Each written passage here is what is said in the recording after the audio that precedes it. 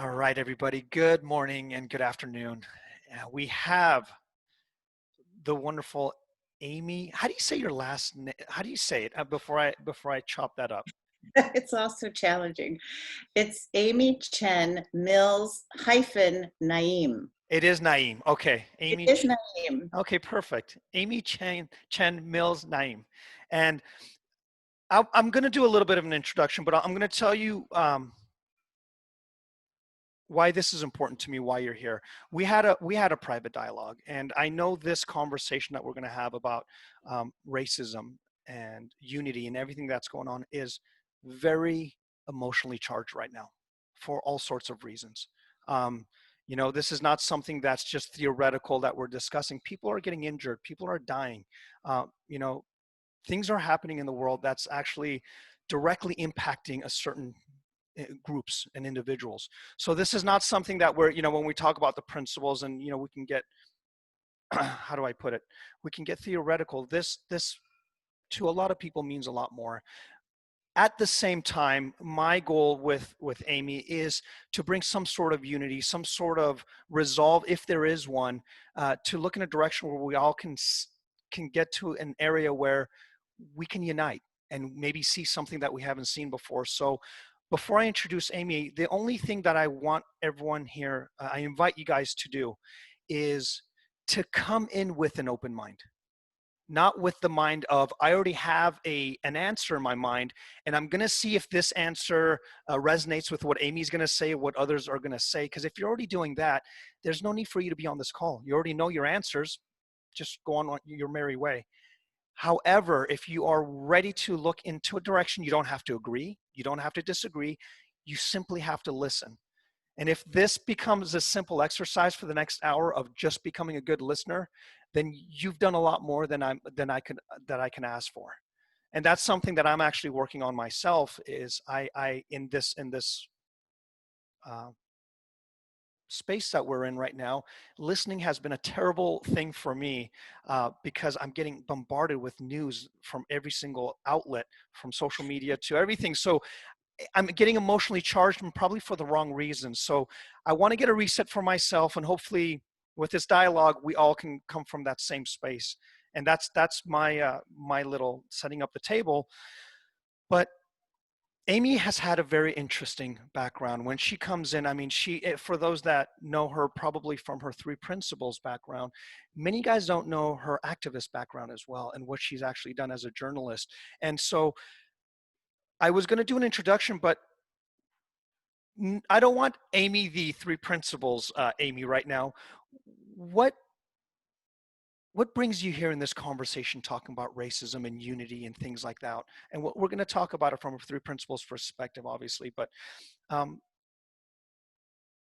what's your background? What makes you interested in this? What makes you excited about this? What makes you angry about what's going on? Well, the reason I'm on this particular call with you, Amir, is because of a post I made at Amy Chen Coaching.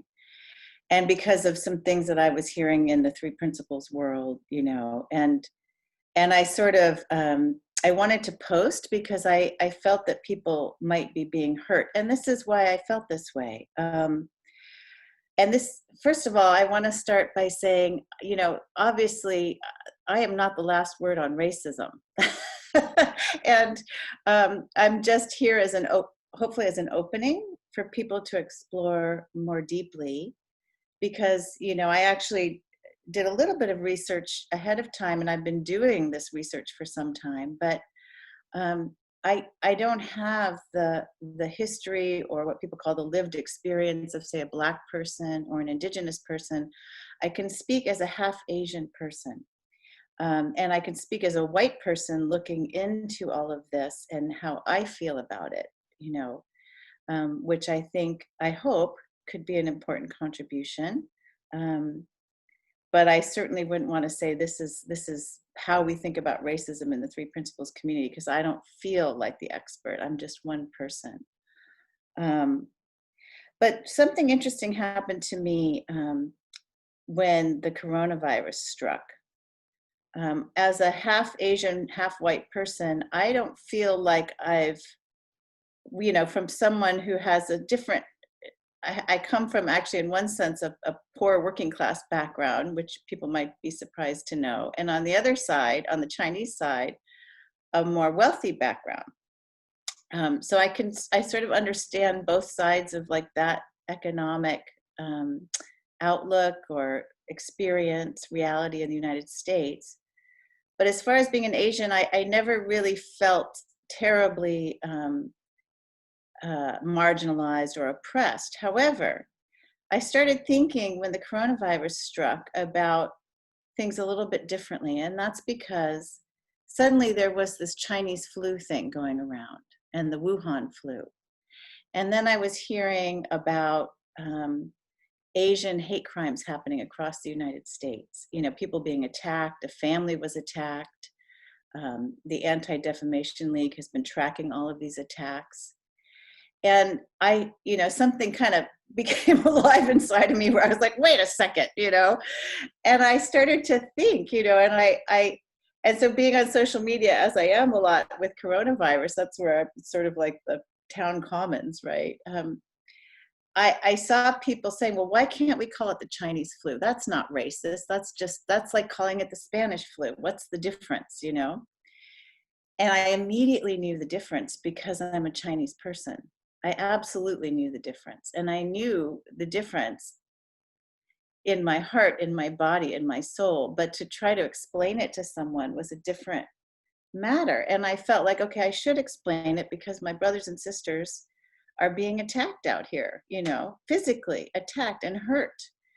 And so I tried to have a conversation with a few people on Facebook, and you know, I could go into it a little bit because people honestly don't know, which is surprising. Like I think with the principles, I have this capacity to see other people's point of view, and I understand like, oh, well, we called it the Spanish flu. Why can't we call it the Chinese flu? And the difference is because in the United States, as in other countries, possibly Australia and many other countries, the Chinese came here as, you know, very low wage earners working on the railroads and so on and so forth. And they were very discriminated against, and they were called all kinds of things. And they were considered subhuman, and they had to live in separate neighborhoods from the whites. And all this kind of thing happened with Asians in the United States, and particularly the Chinese. So when you have that history already of being othered somewhere, then it's so much easier for people to start to see you as other and non-human, even if they're not even aware of that they see you that way to begin with. But now with the Chinese flu, it's going to be so much easier to target you and attack you. And this may seem like obvious to some people, and to honestly, for other people, it's brand new. Now, saying Spanish flu, right? Well, the Spanish were colonialists here in this country, and they were colonialists. They're, you know, we see Spanish people as white Europeans. Now, there may be some discrimination, but it's a whole different ball of wax. You know, the history is important. And so what I found, this is just my human story, is I'm sitting here trying to tell people, well, look, I'm Asian, and this is why. I mean, my brothers and sisters are being attacked, my Asian brothers and sisters. It doesn't even matter if they're Chinese, because a lot of racist people don't care if you're Korean or Japanese or what. They're just going to attack. They can't even tell the difference, right?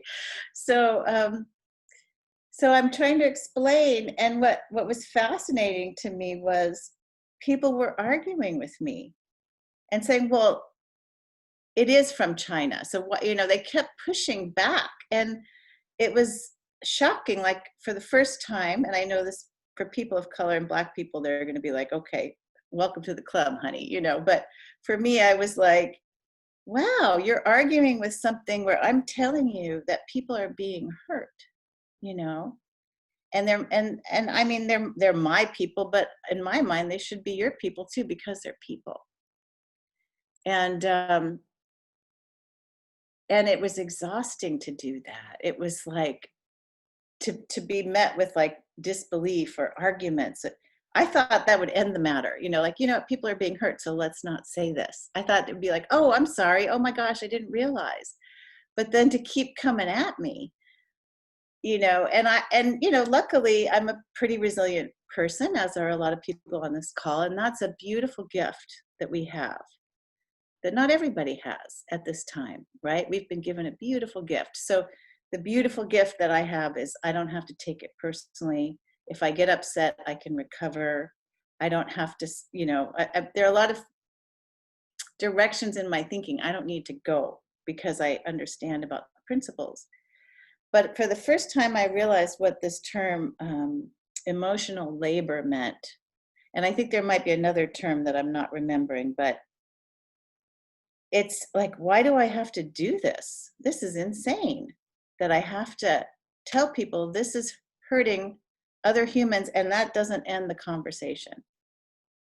So then I started to think about things that I didn't understand before, like how Black people are doing that all the time, and they're tired. And I think that's what sparked my post on Facebook. Like, it's just like, and when I was arguing or talking on Facebook with people about this Chinese flu, Wuhan flu, Kung flu, all these things the president is saying, and others, um, um, when white people stepped up and sort of defended me and said, hey, you know what, listen up, folks. For me, that felt good. I was like, thank you. My God, am I the only one who's gonna take a stand here? So for the first time, I felt this feeling of, I guess people call it allyship. Thank God someone is on my side here. For God's sake, So that's why I posted, and that's why I got concerned when I heard reports. And you were saying it was your group. I didn't know exactly which group it was because I wasn't in your group. But that people arguing this is what I don't understand. I don't truly understand why, as principles people, we wouldn't just listen. Listening is not agreement. It's not. It's nothing. There's no. What's the word? I'm not signing a contract if I just listen to you. And that's the piece that I think we're in right now, is really deeply listening to the experience of not just Black people, but Indigenous people and people all over the world who are saying, hey, enough's enough. So if they topple a statue of Columbus, or if they are even going after George Washington, heaven forbid, in the United States, maybe rather than react, because as people with the principles understanding, we have not just the capacity, but in some ways, I would say the responsibility to listen when someone is suffering, and to find out, well, why would they topple a statue of George Washington? For God's sakes, he was our first president. I can see all the reactions. I get that, I had a reaction to Thomas Jefferson, because I've been to DC and I've seen his beautiful, beautiful quotes, on the rotunda at his beautiful memorial. And I was so moved by Thomas Jefferson's words. And then when someone was going to maybe topple a statue or something and I was like, Thomas Jefferson. And then what I did was I went and said, what was Thomas Jefferson all about? And I went and I read the history. He had like 600 slaves, and so there's something about that too, where Columbus, Washington, Jefferson, I understand the gifts that Washington, Columbus, I'm not so sure, but it's not about erasing history. It's about understanding history more deeply, because all of these people that we call slaves and Indigenous people are just like a black and brown mass of people in our minds. Like, who cares? 600 slaves. Who cares? How can we say that? Every person who was a slave, at Monticello was a person. And so I'm just noticing how we, as a white person, I can cop to these things like, oh, when someone says slaves, it just becomes this mass in my mind. and yet there was a story there are stories we have never heard about the heroes and the families and the trials and the tribulations of all these human beings, on the plantations, all the indigenous people across the United States. I just went to the mountains up here. Amir, jump in anytime. I know I'm going on and on. No, it's okay. I'll jump in when I do want to hear this. So go ahead and. Okay. No, this is awesome. This is good. Okay. I went up to the mountains here in California, and there were all these statues, and I've been thinking about statues because of the toppling thing, and the hero mail carrier, the Pony Express, and they had statues of all these white men all over the place. And I thought, it's really like the indigenous people who lived here before the white people came, before the gold rush happened, before all the official history started. Like, they never existed here. What were all the stories, the heroes and the heroines, and the beautiful culture that was here, that rather than really learn from and respect, we just blasted through. We just completely blasted through. And this is, I think that as principles people, if we're white, we have the beautiful capacity to be self-reflective without, people are afraid of the guilt and the shame, right? That doesn't feel comfortable. We don't want to live in the guilt and the shame, and we don't want to be branded as no one wants any of that. Okay, black, white, red, yellow, I don't care. But we as principles people have the capacity to reflect without getting stuck in the guilt and the shame, because we can understand that that's coming from us. We don't have to live there. And even if a black person comes and tells us something, or an indigenous person, or a Chinese person, so what? Someone posted Byron Katie. Byron Katie, I mean, I'm not sure why we're using spirituality to argue about whether or not people feel hurt as people of color. To me, that's just, like I said, there's an emotional labor about having to say, look, I really have this experience. You're not listening to me. Why? Why would white people be bringing in all kinds of arguments at this time? I don't understand. I really honestly don't understand that. I don't understand that. It makes me sad. But anyway, Byron Katie, going back to her, Byron Katie, she says, if someone gives you feedback, you take it in 100%. Just take it in 100%, because that's your capacity, understanding who you are. That you don't have to feel hurt, you don't have to take it personally, you don't have to feel wounded, you don't have to counterattack, you don't have to find the flaw in the other person. You have the capacity to take it in. So take it in. People are saying, you're being racist. Great. How am I being racist? That's what Byron Katie would say. How am I being racist? I want to find out, because if I find out, then I am a freer human being. And my consciousness then expands, and my capacity to love other people expands, to understand other people expands, So I do get, Amir, we talked in private, because when you shared your video, I think you were saying that we should be humorous. And my thought was, we don't always have to be humorous. We can be angry, we can be sad, we can be anything we want, and that will express something, We don't want to get stuck. That's the thing, right? We don't want to worship these emotions. But I just think, I think from a principles perspective, there's been a sense of like, and it's not always, and people transcend this as they grow and all that kind of thing, but we're not supposed to be spiritual zombies, where we're walking around like, oh, I'm just going to stay in my good feeling. There are lots of things happening right now where I am not staying in my good feeling. And that's okay, because I also understand that I'm reacting to these outer things, but Sid used to talk about the form and the formless. We are formless energy. That's what those principles are. They are formless energy. But we live in a world of form.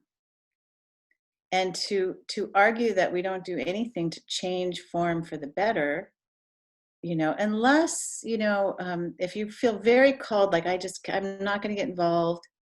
There are some reasons why people wouldn't want to get involved. One would be they're just dealing with their own mental health right now. And as far as I'm concerned, like if you're just dealing with your own mental health and you're barely hanging on, like that's where you need to stay. You just, that's your wisdom really is it, right? What is your wisdom? My wisdom is I can't. Great, fantastic. I support you, in finding more strength inside yourself before you go out and do anything. And in India, you had Ramana Maharshi, who sat under his mountain, and just thousands of people came, right, to see him. And his message was the same as ours, which is, you already are what you're seeking. And that was his wisdom, was to sit there at the bottom of the mountain. And people would come and say, well, what about this Gandhi dude? Gandhi, who lived at the same time, is running around doing all this stuff in the world, and really active. And what about him? And I've actually gone through Ramana's book, one of the books I have of Ramana, and there are like 20 citations where he says over and over again, Gandhi is following his wisdom, his spirit, his heart, like leave him alone. That's what he's meant to do. So I think that we have I call it subculture. Like we have subcultures grow around anything, whether it's self-help or a corporation or a nonprofit or a spiritual movement. And we all have ideas about what that should look like. What spirituality looks like, what doing the three principles looks like. And as far as I'm concerned, and I'm sure a lot of people on this call have realized this for themselves, there are no rules. So if you feel called and feel moved to be active in some way or to be suddenly angry, it's always about a feeling, isn't it? So with anger, I posted that Kimberly Jones video from YouTube, because when I saw that video, I just started to cry. And there's nothing about watching that video or crying about that video that I would want to erase from my life. To me, it was like enriching. So I think I'm just gonna. Yeah, and so thank I you. really didn't think I would talk that much. No, I love it. I love it. I love everything that you're saying. I want to ask you, from what you've seen, you came to our. It's kind of cool that you came to my group later instead of being in the heat of it all. And from somebody that has been around this for a very long time, understands this community very well. I mean, if anyone knows it, you probably know it very well. And what are you noticing that's being disconnected in our community right now? I'm so curious to hear your perspective from you coming in to an open house as you have in my group and seeing that kind of dialogue. What do you think is missing? Well, I went into your group and I looked at some of the dialogues, and I thought some of them were quite deep and wonderful. When April posted her story of being a Black person, and I think she was walking through London and she saw some graffiti that was like, Black people die. To take that in, we just need to be able to take that in. That's all I have to say. Just to really take, like, that's what unity is we don't have to. We have this thing in the three principles about empathy, where like we're not supposed to empathize because that's burnout and that's taking on other people's thinking or projecting our own thinking. But there's a quality of empathy for me, in my experience, that is about love.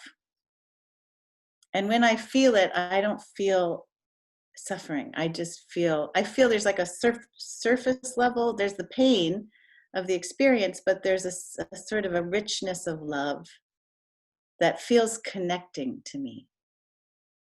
So I just want to share that. And I saw that some people responded to April that way. But what I would also share is that, I mean, I don't know if this is controversial, and I want to preface this by saying I would speak to anyone who wanted to speak to me on a coaching basis, or at at a break at a conference, or I don't care who they are, what if they're a white supremacist. I would speak to anyone, because I feel like that's our job, is to always be open to people no matter what. But there are a couple of values that I think you need to keep in mind. One is the value of free speech and discussion and debating things, which is important.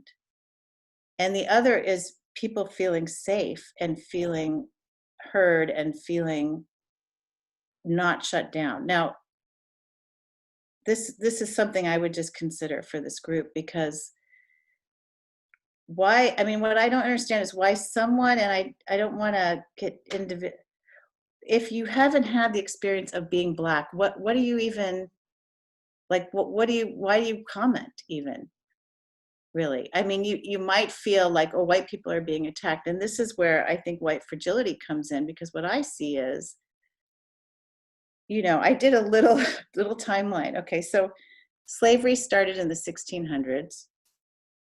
The Emancipation Proclamation was 1863. That's 200 and something years, right? Juneteenth, the last slaves weren't even freed until 1865. It took 2 years to get to Texas to let those folks know that they were free.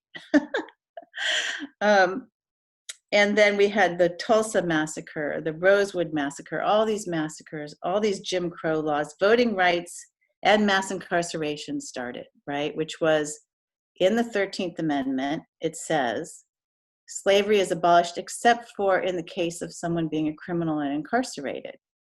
So that was the loophole that the Southern plantation owners and the economy of the South needed to continue slavery, which is now into this era. There are so many people of color in the prisons now who are working for free because they're in the prison working for free. It's, I mean, we could talk about all kinds of things, obviously, but I'm just pointing that out, that some people would say it's not over. It's not over. 1965, voting rights, Martin Luther King, every right fought for tooth and nail. Tooth and nail. Civil War even, being beaten back in the streets, water cannons, dogs, the whole 9 yards, going to jail, being shot as leaders of the African American community. It's not like white people ever said, oh my God, oh my God, what have we done? Never mind, we're going to do all these wonderful things and get everything back to equality. That has never really happened in this country, although there have been some really good white people, who have really fought hard alongside people of color. But so let's take it from 1965 to 2020. That's 55 years from the Voting Rights Act to today. So we're talking about 450 years of very obvious, blatant oppression, and 55 years of, people could point to redlining and suburban flight and, the differences in property taxes and schooling and all these different kinds of things. People would say, oh, well, there's no systemic racism. Well, people would argue otherwise. But 450 years, and then just in the last 55, has there been sort of a decrease in the very obvious, blatant systems of oppression. That's like less than 1/8 of the time of the full history of oppression in the United States. And we're somehow expecting this to be over. How could it be over? I mean, and that's what we see, that there's this underlying racism in the United States that has been, to be honest, a shock and surprise to me. I was like, whoa, when I started to see some of the things that happened around the 2016 election, and I was like, whoa.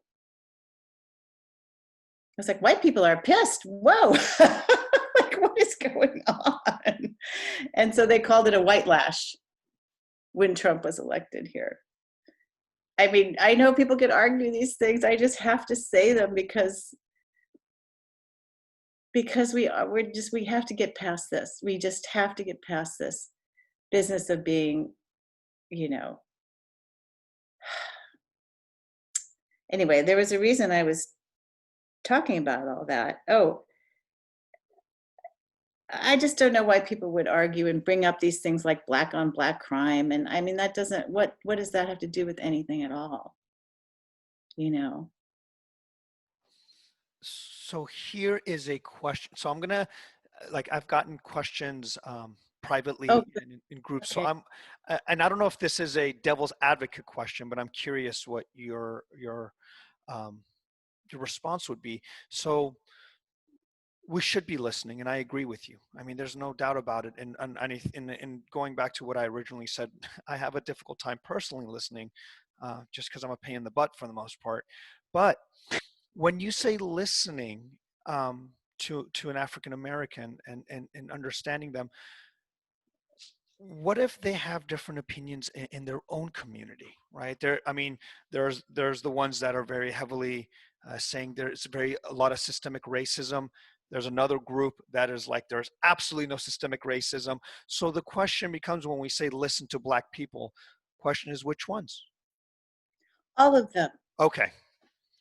Oh, so then it isn't a listen to Black people. Is it just what I'm pointing to, and I think this is what the person was trying to point to, is,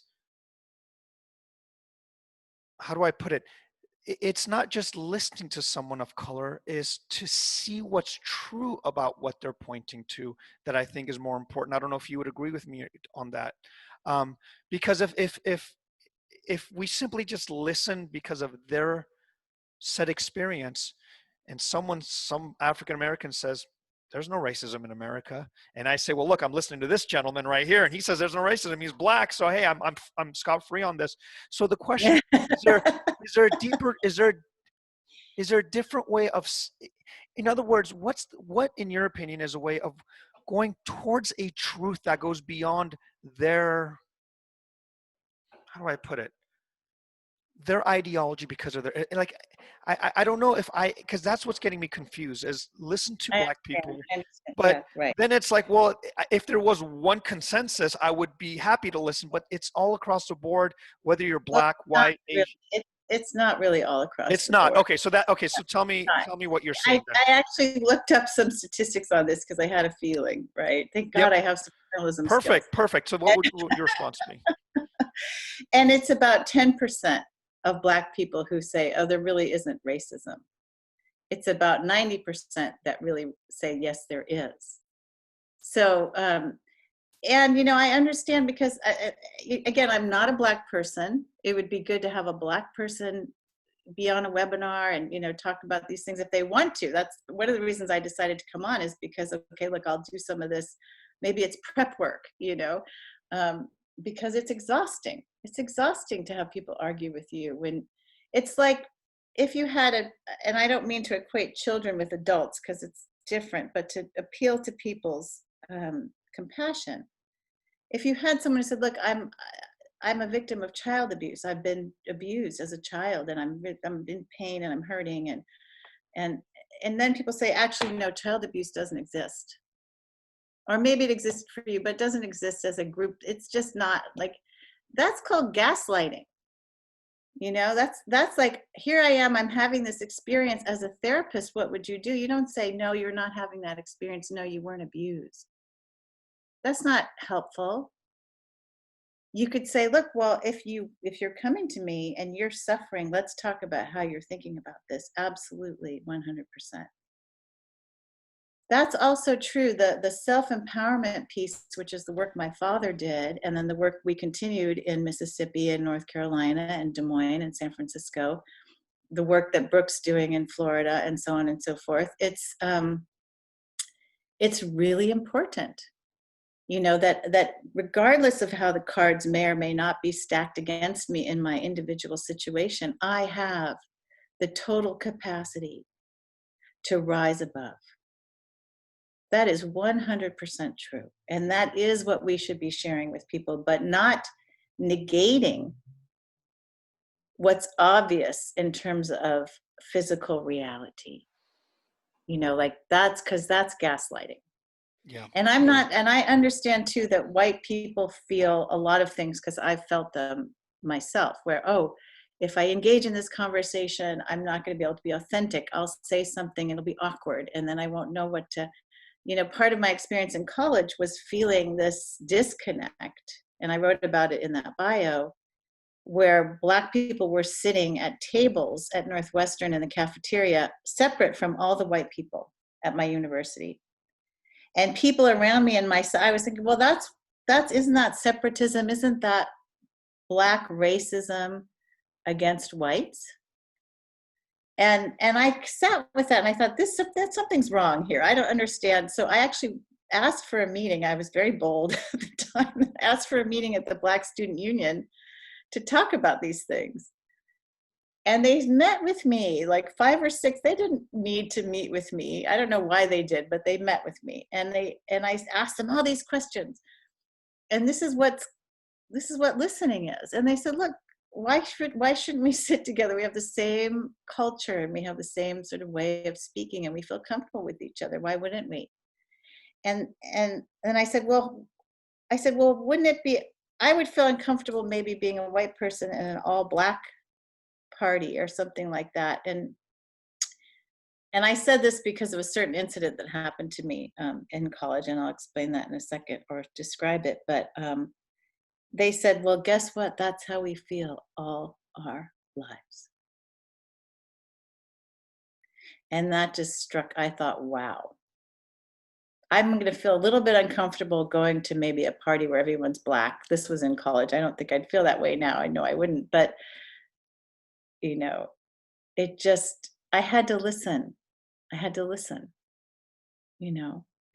And the other thing, and the reason I said that is because I was in a sorority at Northwestern for a couple of years, and I ended up deactivating. But there was a cook at the sorority, and she was a Black woman, an older Black woman, and it felt very kind of plantation, But she was being paid, so it was, it was good work for her. But she was in the kitchen all day long, and I used to hang out with her. Her name was Effie. And I just loved hanging out with Effie. In fact, I probably felt closer to her than to a lot of the other girls in the sorority for some reason. I don't know why. She just had a nice energy about her. And there was a whole section of town that was all Black, and that's where she lived, in Evanston, north of Chicago, kind of a middle-class Black section of town.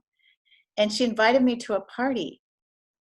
And at her house. And I said, oh, okay. And I was like, thank you for inviting me. And then I immediately knew I wouldn't go.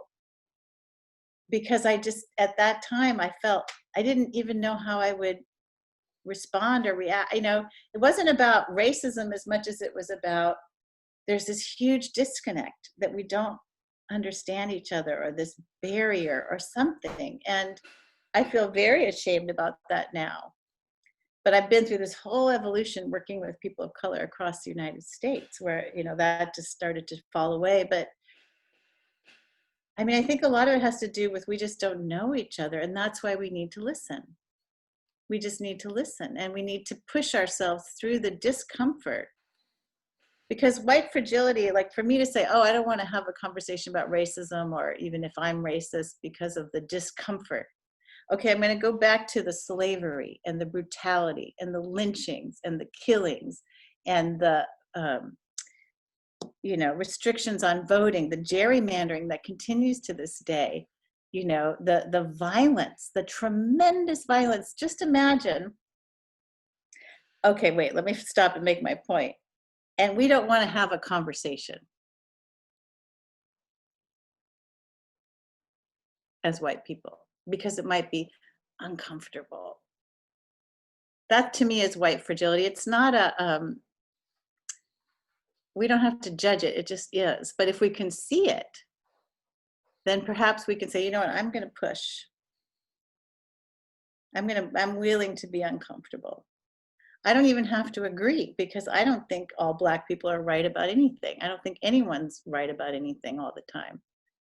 And there are people we're going to resonate with and people we're not. And the idea of being authentic is a true value that I think is part of the reaction on the part of white people. Is I want to be authentic, though. I don't want to have to tiptoe around and not say things. Um, but I once heard a story about Black people who went to France from the United States, and they were going to a movie, and they did this thing that they said, they would do in the States sometimes, which is sort of like a, maybe a getting back, a revenge thing against white people. But they went and tried to cut the line in France in a movie. And the French people were like, "What are you doing? Get to the back of the line." And they were like, "We love that," because everyone wants authenticity from one another, and I know it might be hard to get there right now. I know that but we all want it. And I don't think we have to give up that value, because we are not actually at threat of being lynched, right? We have a lot of freedom as white people. If we're white people, we have tremendous freedom. And so we get to choose even who we want to dialogue with, and when we want to stop the dialogue, all of that kind of thing. But so I'm just wondering why we're so afraid, I guess, and I'm not judging that. I'm just saying, isn't that curious? Yeah, and I like where you're pointing to. There's a softness to what you're saying, and I think that you're right. I think the default for many of us, whether we are white, Persian, whatever, is defensiveness instead of listening. And I think what you're pointing to is you're not necessarily saying, look, I'm not saying agree with me. I'm not saying do as I say. I'm simply saying, can you deeply listen to the conversation that's being had in front of me? And it's funny because um, it only takes about 5 minutes to see people's default online, and they show the same videos. And a lot of times on both sides, I feel like it's the same. It's like religion. If I used to be a really devout atheist, and it'd be the typical Sam Harris or Richard Dawkins video they would throw at people and say, look, there's no God. Here's my 3 videos you can watch. And I just realized at the time how much I wasn't listening to what it meant to be a religious person. It wasn't. They wouldn't even argue. They didn't care about the arguments for or against God. They found something much deeper in their practices. And I was so surface level that I thought I won the fight. Little did I know they weren't even fighting.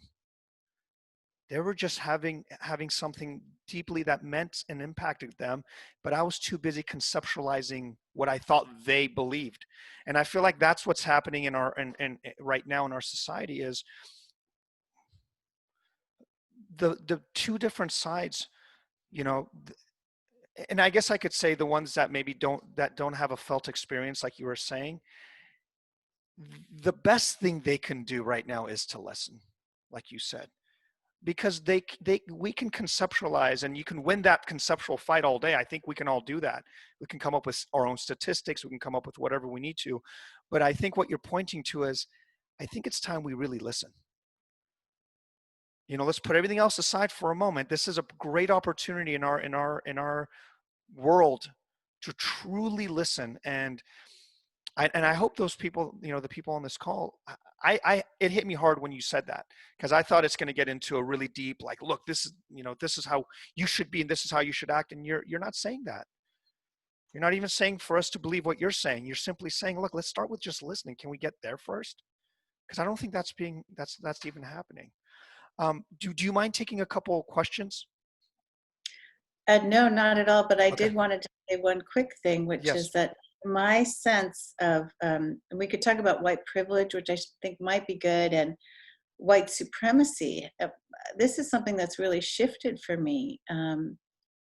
White supremacy to me used to be, oh, there are these militia groups somewhere with Nazi flags and who knows what they're doing, and there are these little pockets of white supremacists. But I think what we're really being asked to see is the impact of a sense of white superiority, white supremacy across the globe, in Africa, in India, in Latin America, where we have gone down when our interests were threatened as the United States. And this is where my book comes in, right? And we have just overthrown governments because they were threatening to take over, say, nationalize an industry, or take care of their brown people, to take care of their, and that was not acceptable to us.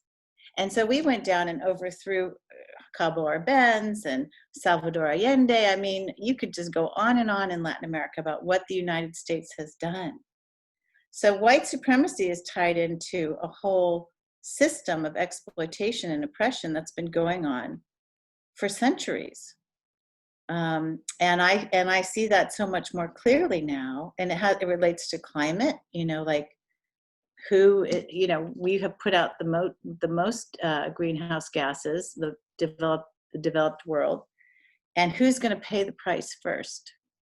So I don't know what to do about all of this. It's just, I don't know what anyone should do. I would never recommend anyone not follow their wisdom, because that's number one, that's what we do, right? But to see how everything has been so distorted and skewed based on this white supremacist idea, and how much it's a part of the culture that we live in, I think it's like we're fish swimming in water with it. And I understand it much better now. And I think to get to unity, we have to understand that we are all connected, and the well-being of people in Africa and Latin America. If this is about abundance versus scarcity. If we believe in scarcity, then we think we have to dominate.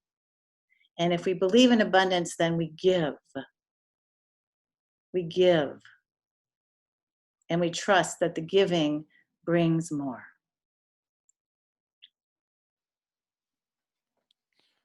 I love that. Thank you. And we're so short. I mean, I wish we could do this for 3 hours, because I feel like we haven't even scratched the surface.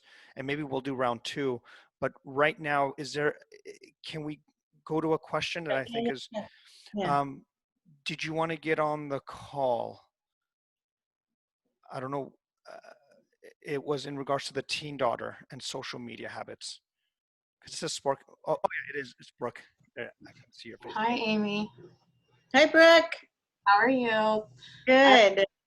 I've loved this conversation. I have not been online, so I don't really know how it stemmed, but I've loved the conversation.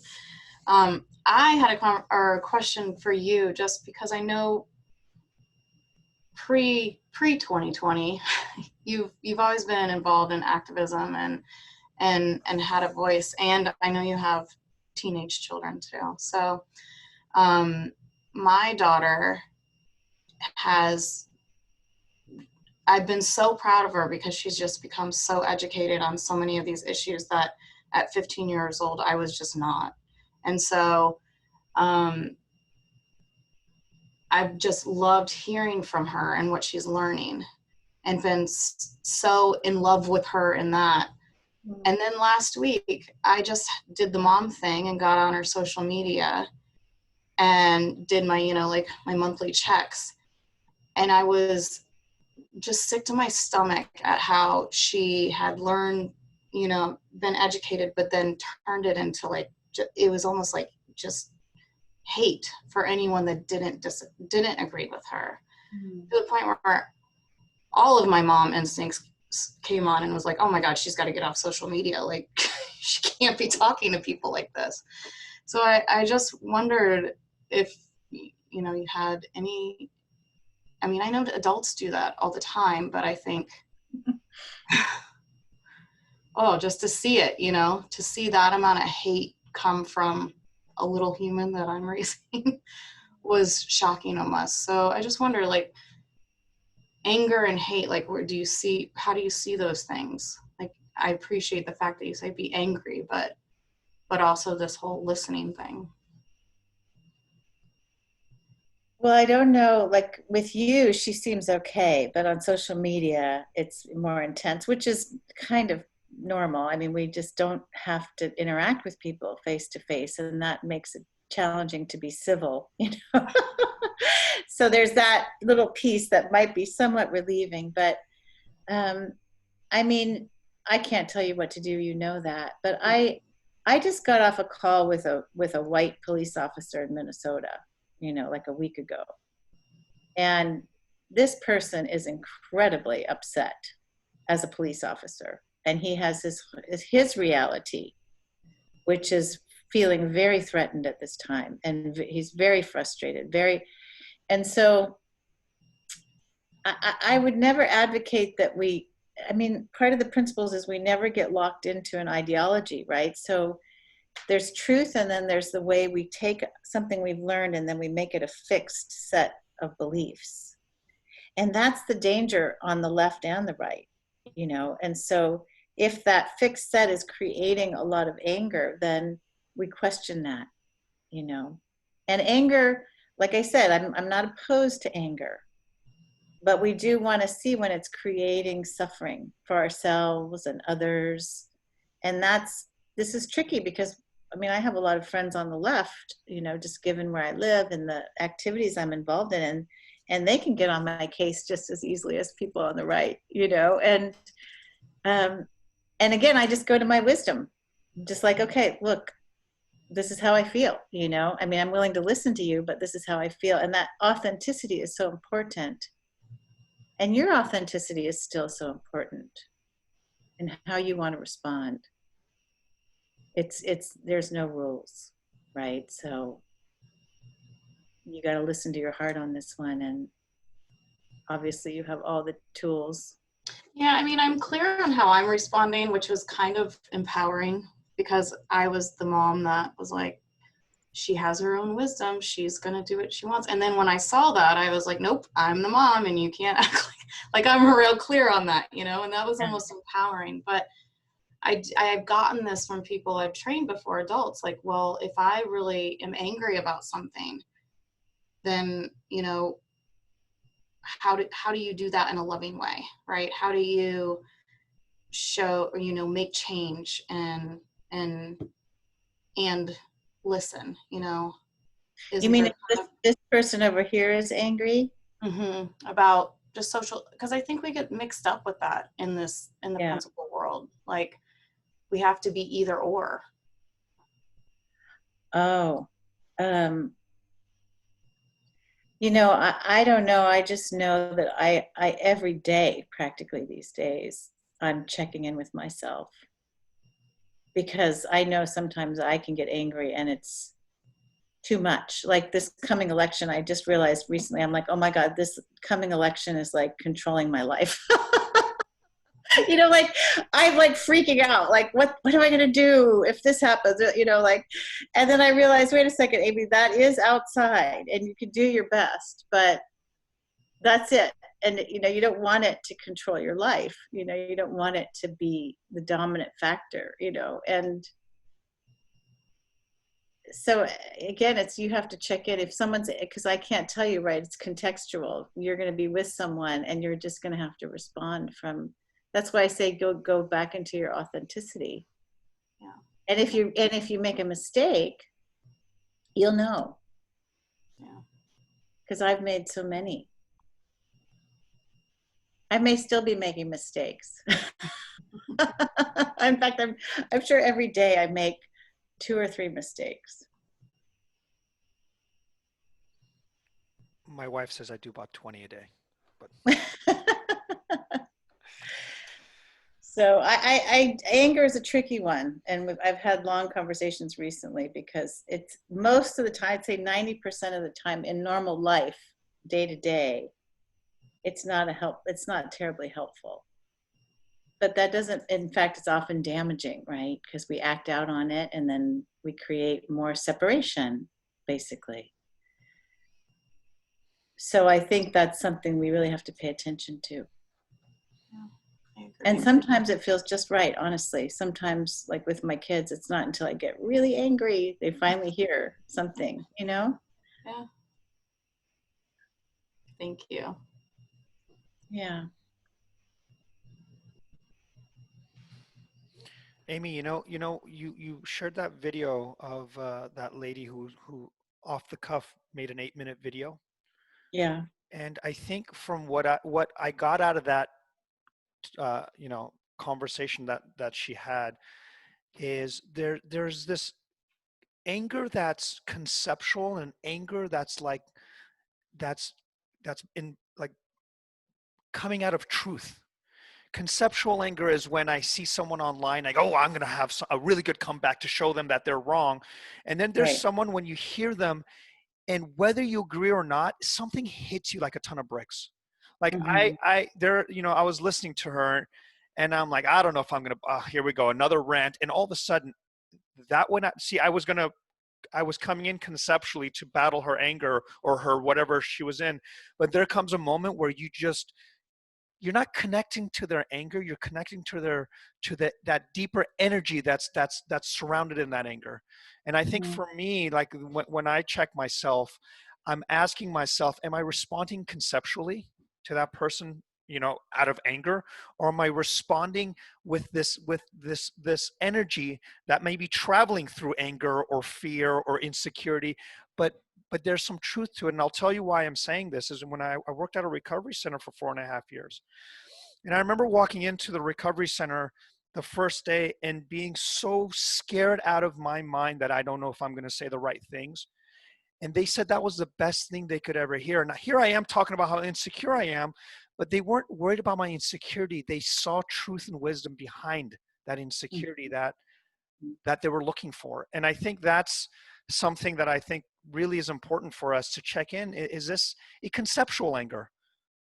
Or is this and I think why I really value you, Amy, is when I spoke to you, outside of the phone call, you're not angry for angry's sake. Like, it's not, look, I'm looking at all this social media and it's like, look, there's something really going on. I've researched it. I've discussed it with people. I've spent time with people. This means something to me. And yes, I'm angry, but I'm not angry because it's going to make me feel better later. But this is coming through my soul, and I want people to hear it. And I'm going to shout it as loud as I can until people can see this experience that I'm seeing. And I think I don't know if I'm even making sense right now, but that's what I'm saying. Well, it's like if you go back to the person who, say, was abused as a child in one lifetime, we're looking at a whole history of a nation or a world. If that person is angry, like in that, oh my God, why did that happen to me? I'm so angry. Oh my, that might actually be the best sort of breakthrough they could have, Yeah. to suddenly realize this is not okay. This is so not okay, you know. But then if we're helping this person, then we might want to help them. Okay, well, now you can't live in this anger. That was great. That was powerful. That moved you out of, I deserved this, or whatever else was going on. And that's the other thing I think people don't realize is what internalized racism is. If you're a white person, it'd be hard for you to understand. And I get that. That's just your separate reality. That's innocent. But when I bought my house up here in the suburb of a beach town in California, and my mother helped me, and we did it together. We were two women. I wasn't with my husband at the time. And we were like, I was a single Asian woman buying a house. And I almost felt for a long time like someone was going to come and kick me out. Like, you don't belong here, because you grow up feeling different. You grow up, even though I was born in this country, there's a sense of, I don't quite belong. I'm on the outside looking in, because all the movies up until recently, now we have old Asian family sitcoms. That's relatively new, you see the dominant culture is this, at least when I was growing up, is this white culture where people have, you're looking at movies and they have the home by the lake and they go to vacation, and you're looking at your life thinking, and I'm sure people feel this economically too, like, I don't fit. Now that is something that I can address individually, like I can say, okay, enough with that, Amy, you fit, like, forget that thinking. Absolutely, I can do that, and that would be good for me to do. But I'm just saying it's challenging, to feel, you just don't, because of this sort of white supremacist. And I don't say that like it's almost neutral. There's a white supremacist culture, right? Because of that, you always feel a little bit odd, a little bit You might feel this way too, Amir. I don't know. Maybe not. Maybe you don't have any of these thoughts, which would be great. Anyway, I'm sorry. I don't even know where I was going with that. I think I just wanted to point out we can internalize things. That's what it was. Yeah. And recently, I just went through a conflict in a local chapter. You know, I do Extinction Rebellion, or I have done in Santa Cruz, and there was a conflict. And one side of the conflict was accusing the other side of all these terrible things. And they were terrible, terrible things. And I was included in the side that was being attacked, right? And as I started to think about these things, I was like, oh my God, maybe they're right. And I suddenly felt like such a bad person. And I felt like, oh my God, what's wrong with me? You know, I'm bad. I did this and I did that. And I lost sight of my innocence. You know, and now imagine being a Black person or an Indigenous person in this country, or even an Asian person, but especially Black and Indigenous, where you're getting this constant message. What about Black on Black crime? What about that? They're criminals, you see. There's an underlying message that's always going on. And it's so easy to just, okay, all right, there's something wrong with me. And that's the power of bringing the principles into communities. To say, it's a radical thing to say, there's nothing wrong with you. But that is not an excuse to justify all this other, as far as I'm concerned, BS about, well, what about Black on Black crime? What about it? That makes me angry. If there's Black on Black crime, go help. Go help. Are you saying that people are worse? Is that what you're saying, that people are worse because there's Black on Black, or is there a reason? And in fact, Black on Black crime is not worse than white on white crime, just to throw out a fact there. Well, so here's one can always find the data to support their bias.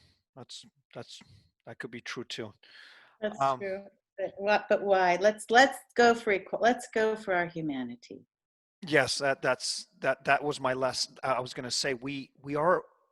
I'm going to respect everyone's time, and we are at the end. And I think if you're open to it, we should do round two. I think this is just really not enough time to get things started. So let's see what kind of responses we get here. But I want you to have the last word. I want you to, you know, if you had a couple minutes to share the core concept of what you want people to hear, what would that be?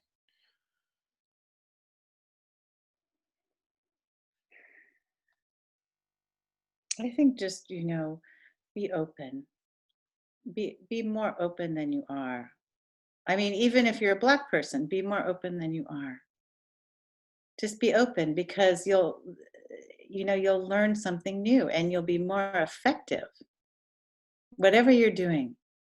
Because if you're caught up, whether you're white, Black, or other, if you're caught up in a thought system that is constricting you now, then you're not going to be as effective. But the beauty and authenticity of being an original human being is going to shine and be so powerful if you are always open. And that means even if you are, I mean, I understand about the police, and I get all that, but I also get that police are human beings, right? So what do we do about that? We need to be open, and we need to, there's a lot we could say about the police. Maybe we should have a part two, but really the openness means an open mind and something fresh comes in. So wherever you are on the spectrum right now, that's what we need. That's absolutely what we need to be doing. And when something bad is happening, we don't sit there and say, oh, let me have an open mind. Maybe this is, common sense, we take care of business. And I will be opposing Donald Trump in this election. I'm sorry. Well, I was hoping you'd have an open mind and vote for him, but okay, I guess. No, okay, fair enough. Well, I had to throw that. You had to throw that in right at the end. Don't worry, I'll edit this. No. mad and we're Yeah, just going to end great. Now you this. just started a No whole more questions. online war. Thanks, Amy. You know what? We probably will, and I'm guessing. You know, I'm getting a lot of. I mean, I don't know if you're. I'm trying to do this, Oh and no, I'm watching I the group stopped looking chats. at that because I'll get too Well, distracted, the you group know. chats, everyone is saying how grateful they are of having you. Honestly, like this is my first time having a conversation, and you're a beautiful human being, and I really appreciate the fact that you joined us here. And I have a feeling, like I said, people are going to either have questions, they're going to have responses, they're going to have attacks, whatever it may be. I'm open to it, and I'm curious to see how this unfolds. And hopefully, we can, if you're open to it, have round two, and maybe round two we'll leave it more because we didn't have enough time here for more question and answers. So maybe we'll have like a 10-minute start and then have people ask some of the questions that they'd love answered and see where it goes. Okay. Thank you so much. Awesome. Thank you all for listening. Really, really appreciate it. Thank And you. everyone that joined us, have a wonderful day, and thank you so much for being on this call. Take care.